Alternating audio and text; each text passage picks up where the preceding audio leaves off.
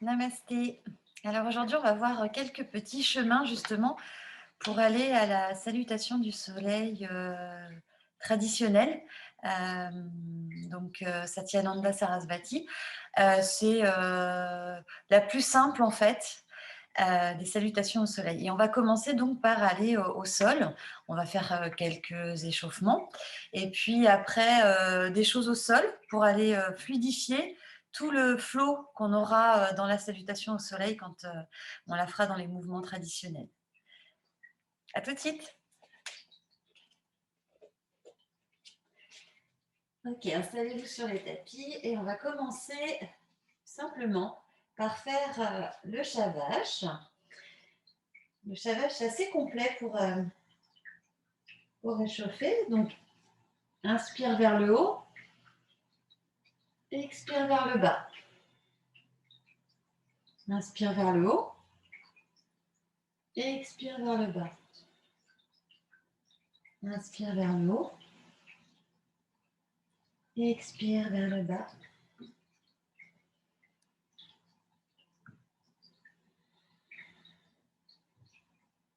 Vous pouvez engager le périnée ou la bandha, ça s'appelle.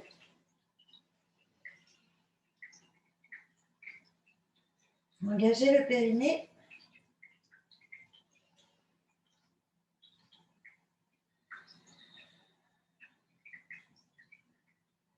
C'est amener la sensation que vous vous retenez d'aller aux toilettes.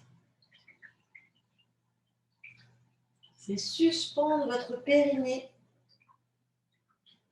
vers le nombril.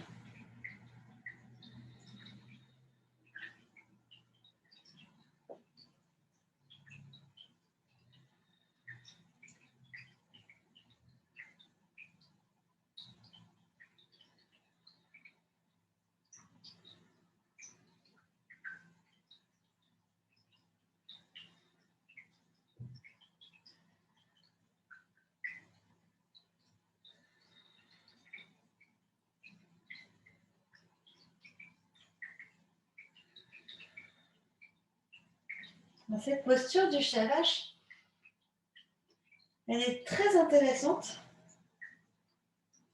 parce qu'elle va donc aller mobiliser toute la colonne vertébrale. On a tout notre système nerveux qui est le long de nos vertèbres. Et en Kundalini Yoga, on peut avoir un rythme beaucoup plus rapide que celui-là en faisant ce mouvement. Si on fait 3 minutes de cet enchaînement, on va aller travailler surtout aussi le système hormonal. Donc c'est vraiment un mouvement qui est intéressant à mettre dans votre pratique, dans votre routine quotidienne. J'ai envie de vous dire, s'il y en a un, ben, ça pourrait être celui-là. Vraiment très précieux.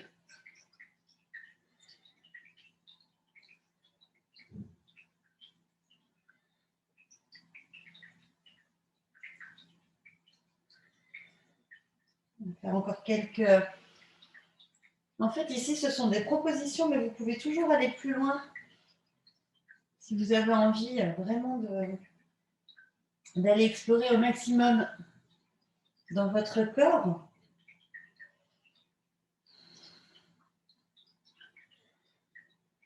Vous pouvez choisir de rester très longtemps dans des mouvements.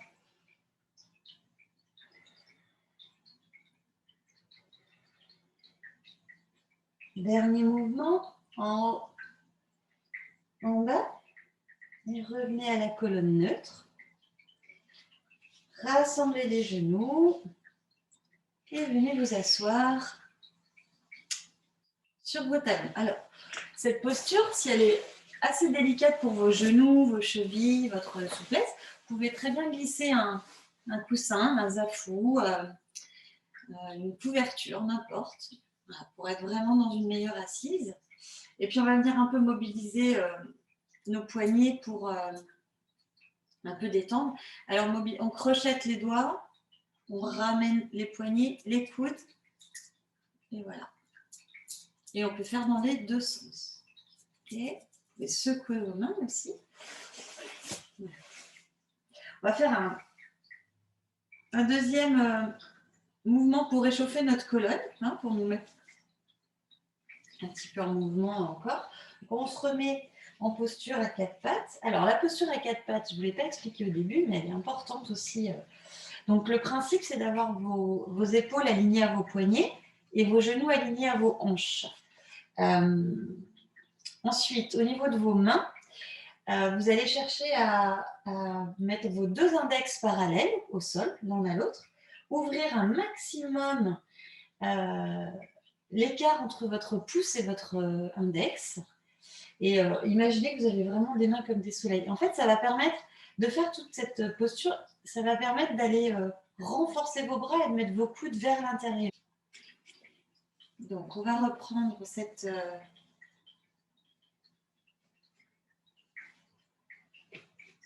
posture à quatre pattes et on va juste aller chercher, dans un deuxième temps, donc, à regarder sur les côtés. Alors, soit le genou, soit les chevilles, ça dépend où vous en êtes dans votre souplesse.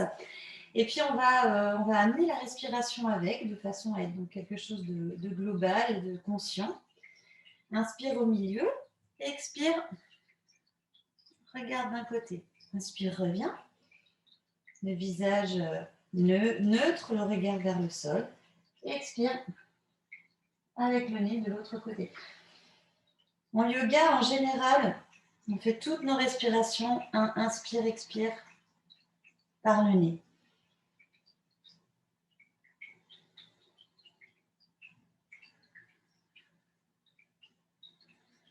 Donc là, on amène une flexion différente qu'on a l'habitude de faire au niveau de notre colonne.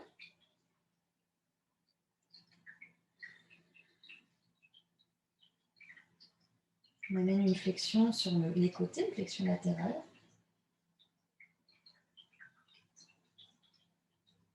Et évidemment, comme tout ce qu'on va faire, le prérequis, ça va être aussi de mettre toute votre conscience dans votre périnée.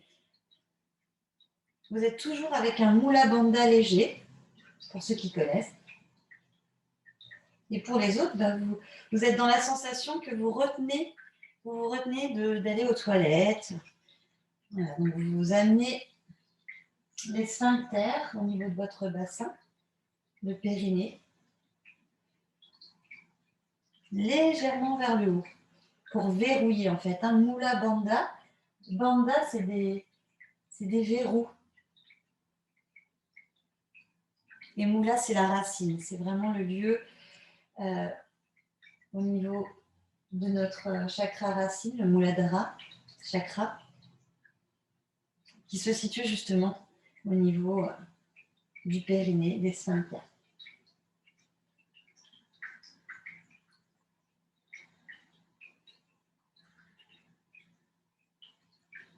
Ok. On va pouvoir amener un éducatif. Donc,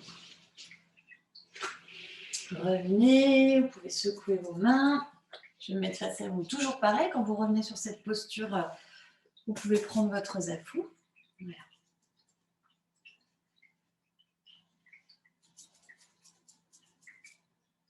Et puis, on va introduire la dernière. En fait, votre colonne vertébrale, elle va en flexion-extension. Elle va en extension latérale. Donc là, c'est ce qu'on a fait en allant regarder derrière.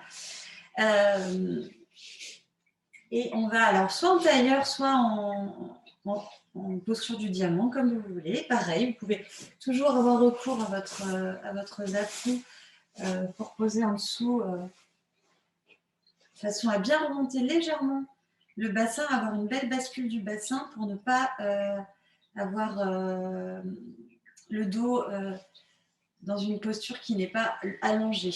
Voilà. Donc, je vais vous montrer de profil aussi cette posture. Alors, j'ai souvent mon zafu, c'est une toute petite épaisseur que je prends dans mon zafu. Voilà. Et ça me permet d'avoir juste légèrement le bassin légèrement vers l'avant de façon à bien dégager toute ma colonne et surtout les lombaires. Et je rectifie au niveau des cervicales en amenant légèrement le menton rentré pour allonger ma nuque. Ce qui fait que de mon coccyx, qui est là où je suis assise, jusqu'au sommet de mon crâne, je suis sur une ligne très allongée, ce qui permet à l'énergie de circuler à l'optimum. Voilà. Voilà pour la posture. Mais je pense que je vous ferai des capsules sur les postures et pourquoi, aussi bien en énergétique chinoise qu'en yoga, parce que dans les deux traditions, on parle de la même chose. Alors, on va aller terminer notre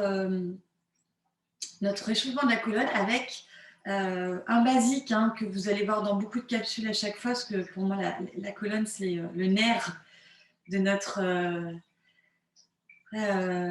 vie. Voilà. Donc, on va aller inspirer, amener les mains vers le haut.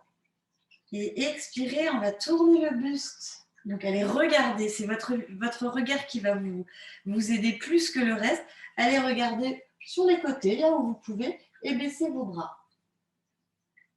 Donc, un derrière au niveau des fesses et une autre main au niveau de l'avant.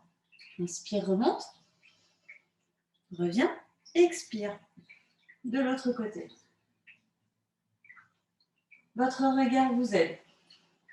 Ne mettez aucune intention dans vos cervicales. C'est votre regard qui va vous permettre d'être détendu dans cette torsion.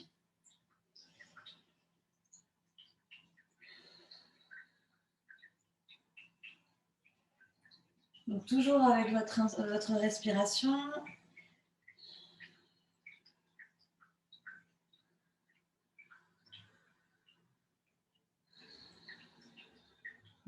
J'inspire vers le haut. Et une fois que mes bras sont revenus, je tourne mon buste, j'expire, je tourne le buste et je descends les bras quand j'ai tourné le buste. Je vous fais un peu robot là, mais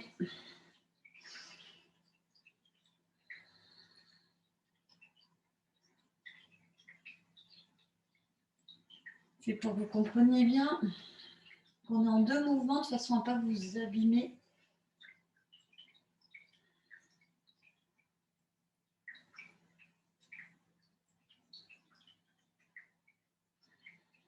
Voilà. Donc voilà, ça c'est pour la série échauffement. On va passer à comment améliorer les mouvements de la salutation au soleil en passant par le sol. Donc on va commencer dans la posture de Balasana, la posture de l'enfant, bien au bout de votre tapis. Vous avez les mains bien écartées, très loin, le front à hauteur du sol si possible. Alors, vous pouvez très bien aménager votre posture de l'enfant en écartant vos jambes de façon à amener une posture un peu plus basse si c'est votre cas. Ça peut être le cas si vous avez des difficultés au niveau de la flexion avant. Voilà. Vous pouvez très bien avoir les jambes écartées ou les jambes serrées. On va rester un petit peu dans cette posture, respirer dans cette posture.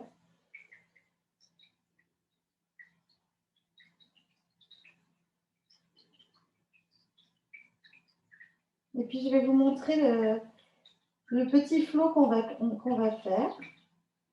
Et après, je vais vous le commenter.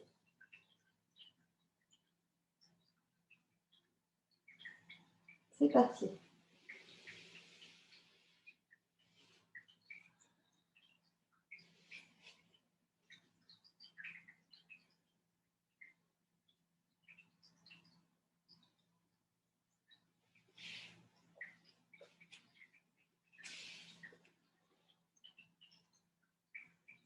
Voilà, alors ça c'est le flow. Donc on va commencer, on va aller travailler nos appuis. En fait, on va aller travailler les sensations du corps quand on est dans des postures qu'on n'a pas trop l'habitude de faire en général dans la vie de tous les jours. Donc on va passer de Balasana, l'enfant, à la posture du sphinx en allant, donc vous décollez évidemment votre front du sol, vous alignez à chaque fois en fait, pour préserver la colonne vertébrale, on va toujours chercher à aligner les bras à la hauteur des oreilles. Et là, en fait, on a vraiment une posture au niveau de notre colonne vertébrale qui est très droite et on préserve les cervicales notamment. Voilà. Donc, vous allez décoller et mettre vos oreilles à hauteur de vos bras. Et vous allez pousser sur vos fesses et faire glisser vos mains. Et comme vous voyez, voilà, je vous regarde, hein, mais j'ai bien la tête normalement au niveau des avant-bras, les oreilles au niveau des avant-bras. Vous voyez, en fait, il faut chercher cette, comme Anahata, la posture du cœur, en fait.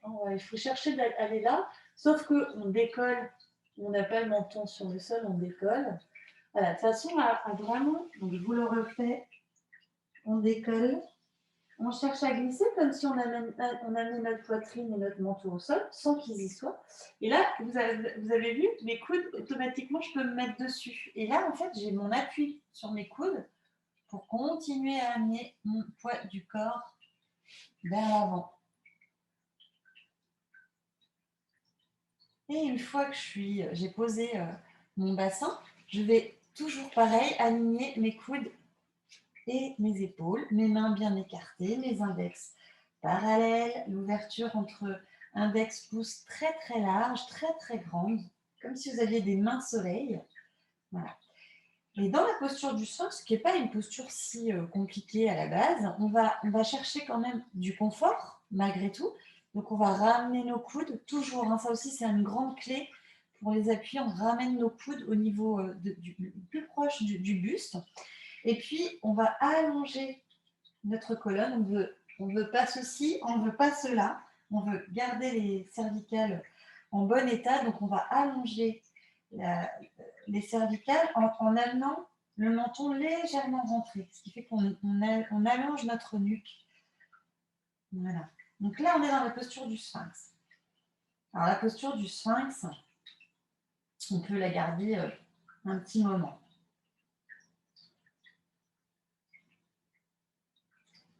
Respirez bien, toujours conscience dans votre périnée, Mula Bandha.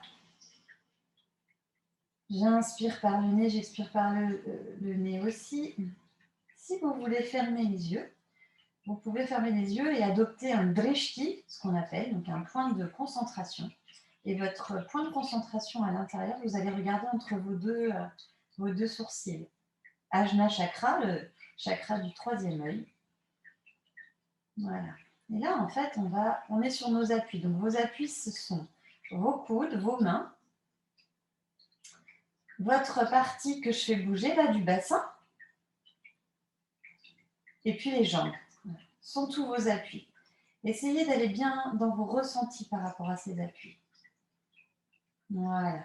Donc là, on est sur les lombaires, hein, ça va aller. On va amener beaucoup d'énergie au niveau des lombaires. Et puis, pour aller retourner dans la posture de Balasana, de l'enfant, il va nous falloir activer notre sangle abdominale. Donc, le périnée toujours bien suspendu, Mula Bandha. Et là, vous allez vraiment amener une grande présence dans votre pubis, dans vos abdos, hein, de façon à avoir vos abdos bien tonifiés et bien gainés. Vous allez enclencher comme si vous vouliez vous lever pour vous gainer. Et puis là, vous allez poser une main à hauteur de l'autre coude, puis l'autre main. Alors, c'est des étapes qui sont très importantes. Pourquoi? Parce que ça vous fait votre musculature et ça va vous permettre après, dans la salutation au soleil debout, d'assurer pas mal de postures où on est vraiment en appui sur les bras. Vous savez, voilà. Souvent les bras, on ne les utilise pas vraiment et par contre en yoga, on en a réellement beaucoup besoin, ces bras. Donc voilà, donc là l'idée, je vous refais le chemin. Hein, vous commencez par aller prendre conscience de toute la partie de votre bassin, de vos abdos. Hein, vous restez vraiment très fortement ancré dans cette posture. Vous commencez à enclencher le gainage et vous levez une main après l'autre. Voilà. Et vous pouvez réajuster votre posture de quatre pattes. Donc voilà, moi je réajuste la mienne. Et je viens m'asseoir sur mes genoux, ce qui fait que je suis quasiment dans la posture de Balasana. Voilà, donc je vous remontre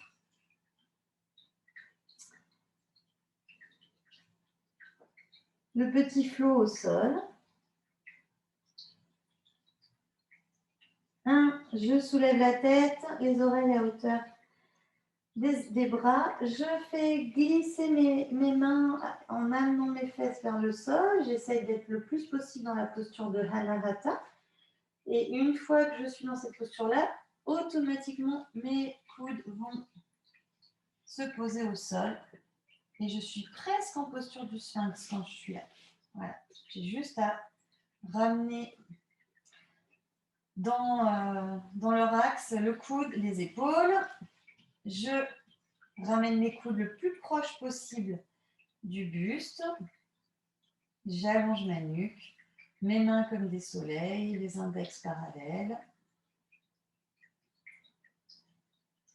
Et c'est parti pour le retour en arrière. Je gaine au niveau de ma sangle abdominale. Mula Bandha toujours.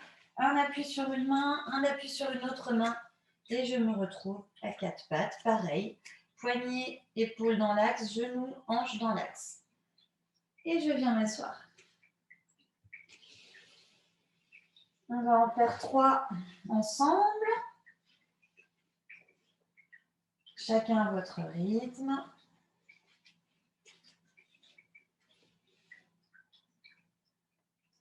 Et bien évidemment, chez vous, vous pouvez en faire plus que 3.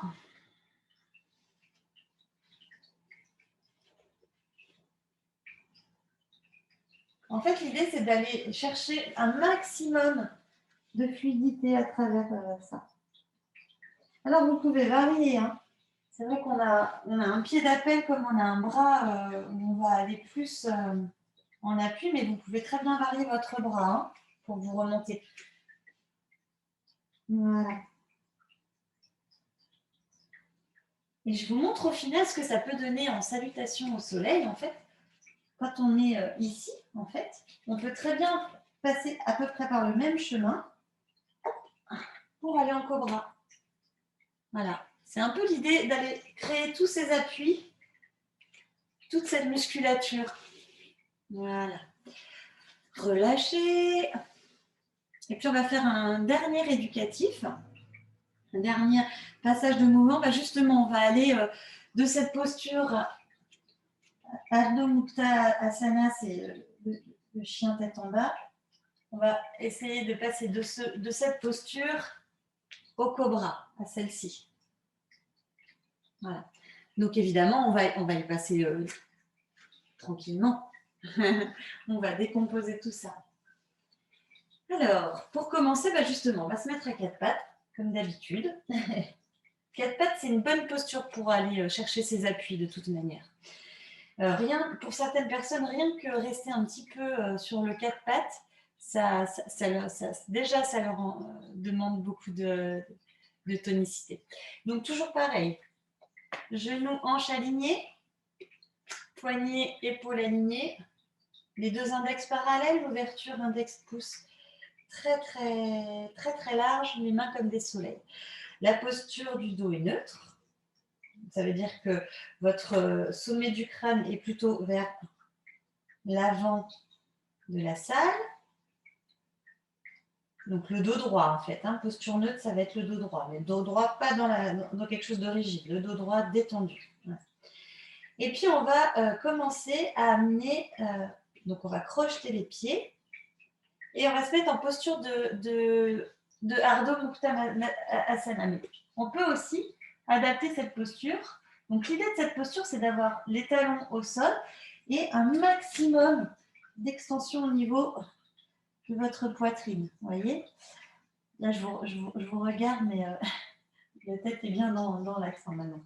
Mais pour ça, pour arriver à cette posture, on n'est pas obligé d'y arriver tout de suite comme ça et de se tendre et de se faire mal et d'être dans le...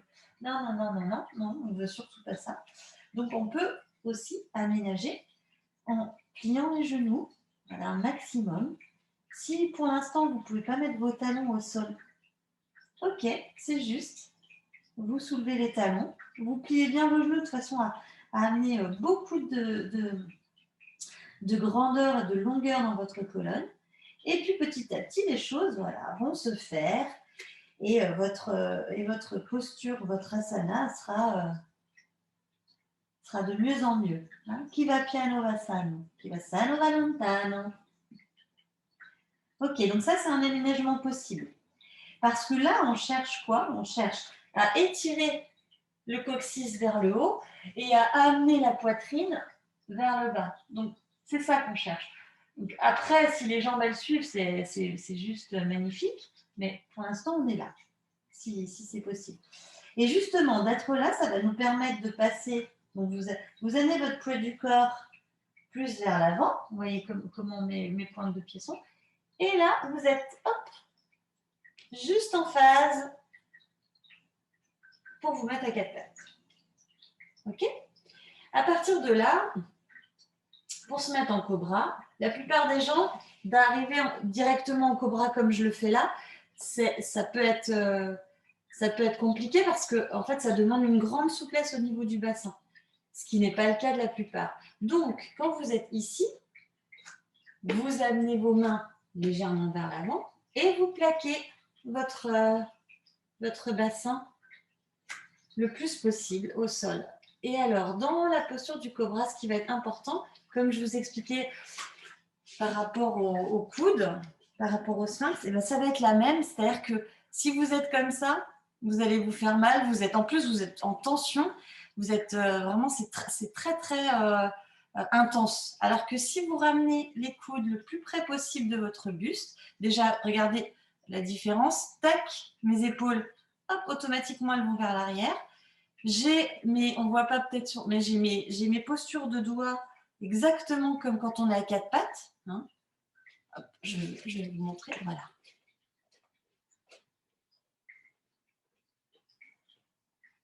Et là, je suis confort. Et là, j'ai mes coudes qui sont sur mon buste, donc qui sont en contrepoids. Donc, je suis moins en force.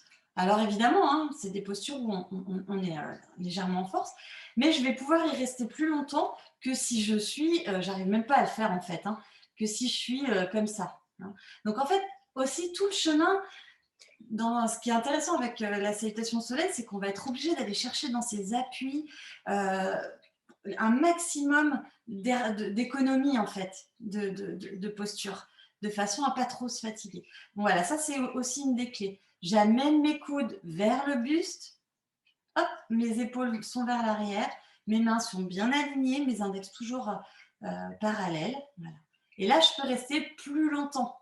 Donc, je me remets de profil pour vous montrer. Et là, je peux rester donc plus longtemps. Donc, on était ici. On ramène un peu les mains plus loin pour la plupart des gens.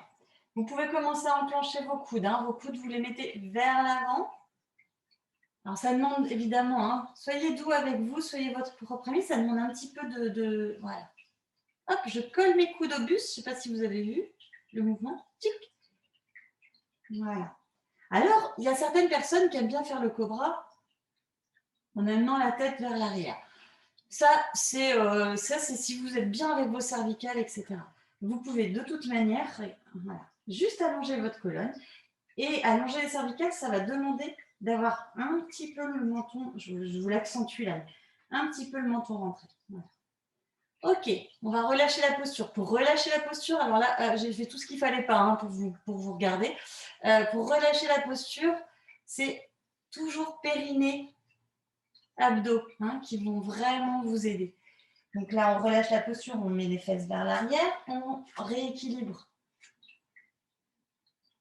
notre quatre pattes, donc on rééquilibre nos axes, index parallèle, poignet, épaule dans le même axe, genoux, hanches dans le même axe. Et on est reparti sur le chien tête en bas. Donc on crochette les orteils, on engage évidemment les abdos. Alors là, on est dans le gainage en fait, hein, on va chercher le gainage et on va chercher la posture la plus allongée possible au niveau de la colonne. Le ventre le plus rentré, enfin le ventre le plus près des cuisses exactement. Vous remarquerez que j'ai ma tête, je fais exprès de la bouger là, qui est vraiment à hauteur, les oreilles à hauteur de mes bras. Ça c'est vraiment des choses à aller chercher très vite dans votre pratique. Voilà. Donc, et puis, pour ceux qui peuvent, vous tendez vos jambes, évidemment. Alors, donc je vous remontre le chemin qu'on fait. Alors moi, j'ai les mains légèrement à l'avant, vous avez vu, parce que j'ai une amplitude qui est plus grande. Voilà, mais voilà, je vous remonte le chemin qu'on fait. Comme ça ou comme ça. Voilà, on cherche ça. Et nous, dans notre flow, on va aller chercher avec les jambes pliées, 4 pattes. Donc là, normalement, on est bien à 4 pattes. On a bien poignet, épaule, genoux, hanches alignés. Donc là, ça va nous demander d'amener un peu les mains vers l'avant et on va chercher la posture du cobra. Alors la posture du cobra, si vous êtes là, vous êtes là. Hein? Pas de souci.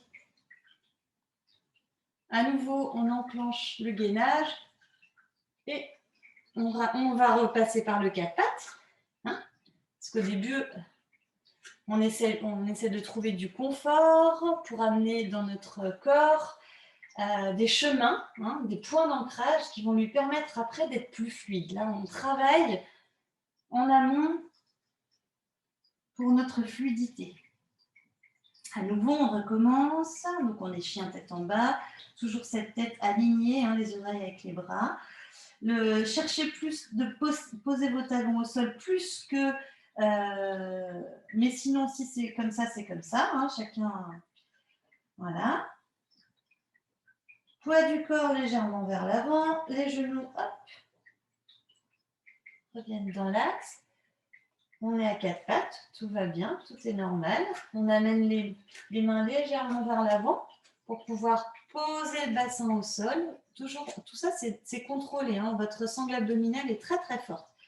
Et tout de suite, on pose les coudes le plus près possible des côtes de façon à descendre. Vous voyez, on descend les épaules. Et en plus, au niveau de votre appui, vous êtes beaucoup mieux. À nouveau, enclenché, on repasse par le 4 pattes. Donc le 4 pattes, ça va nous demander de bouger légèrement nos mains. Et on remonte. Ardha Mukta.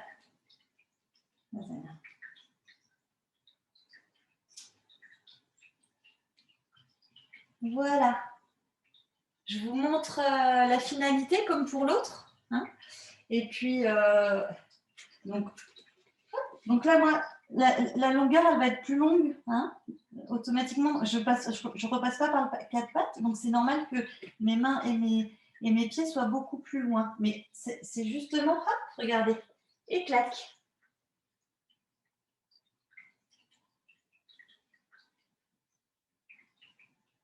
Et à nouveau, voilà. Mais avant d'arriver à ça, on va passer par toutes les étapes. On va passer par toutes les étapes d'avant pour aller amener notre corps en douceur à pouvoir faire ceci. Voilà. Bon, je crois que pour aujourd'hui, on a bien avancé.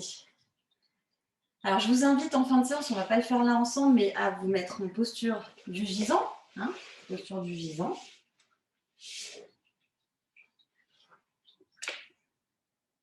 Paume de main face au sol, jambes légèrement écartées. Tout est détendu. Et à rester un maximum le temps dont vous avez besoin pour récupérer. Donc, la récupération, en général, vous savez que vous avez récupéré quand votre corps... quand il n'y a plus trop de mouvement dans votre corps et quand votre mouvement, j'entends sensation, et quand votre souffle, votre rythme cardiaque est revenu à quelque chose de très naturel. Voilà, et que vous pouvez même avoir une belle sensation de détente. Voilà, ça peut être vraiment le signe que votre corps est reposé. Donc, le temps d'intégration, le Shavasana, hein, quand on a fini la séance de yoga, est primordial. C'est vraiment un temps où, en fait, toutes les énergies vont travailler dans votre corps.